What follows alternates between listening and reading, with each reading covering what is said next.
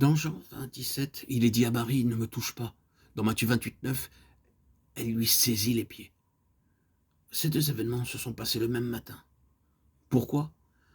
Avant qu'il ne monte au ciel, personne ne pouvait le toucher. Pourquoi devait-il monter? Hébreux 9, 12 donne la réponse. Dans l'Ancien Testament, le souverain sacrificateur pénétrait derrière le voile une fois par an, seulement avec du sang. Le Seigneur Jésus-Christ est notre souverain sacrificateur céleste.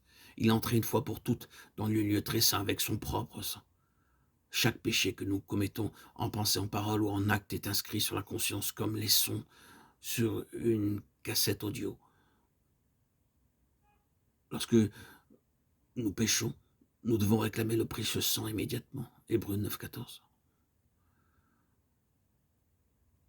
Au milieu se tenait un agneau, comme immolé. Rien ni personne ne peut ouvrir le livre. L'agneau immolé seul le peut. Apocalypse 5, 6. L'agneau de Dieu est mentionné 28 fois dans le livre de l'Apocalypse. Cela nous donne 28 aspects de la signification de la croix de notre Seigneur Jésus-Christ.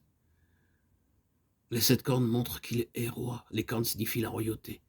Apocalypse 17, 12. Il est un roi céleste avec un royaume céleste. 1 Timothée 6, 14. Apocalypse 19, 16. Daniel 2, 44. Daniel 7, 14. Nous sommes invités à être des rois avec lui dans ce royaume. Plus nous serons purifiés par le précieux sang, plus clairement seront notre vision, notre compréhension spirituelle. Les 7 yeux parlent du grand secret de la plénitude du Saint-Esprit en nous identifiant avec la croix de notre Seigneur Jésus-Christ. Il n'y a pas de plénitude sans la croix. Plus nous sommes identifiés à la croix, plus nous sommes remplis. Cela ne vient pas par la prière ou par le jeûne, mais par la foi. Croyez que vous êtes la plus faible personne de la terre. Mourrez à vous-même, mourrez à votre volonté.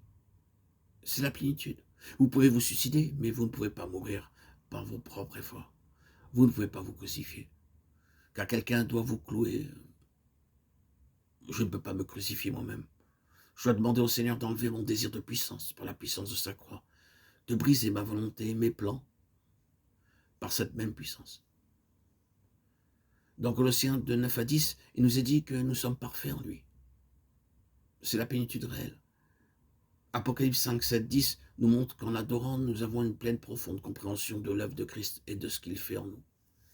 L'adoration est le grand secret de la plénitude. Beaucoup disent de longues prières, mais ce n'est pas l'adoration.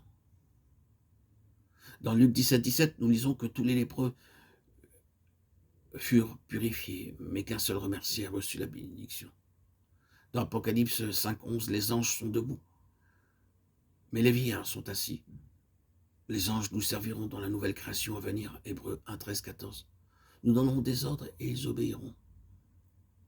Ésaïe 45, 11. Toutes ces richesses sont pour nous. Apocalypse 5, 12 à 14. Nous sommes participants de sa gloire. Les 4 êtres vivants et les 24 vieillards se prosternent et adoraient celui qui vit au siècle des siècles.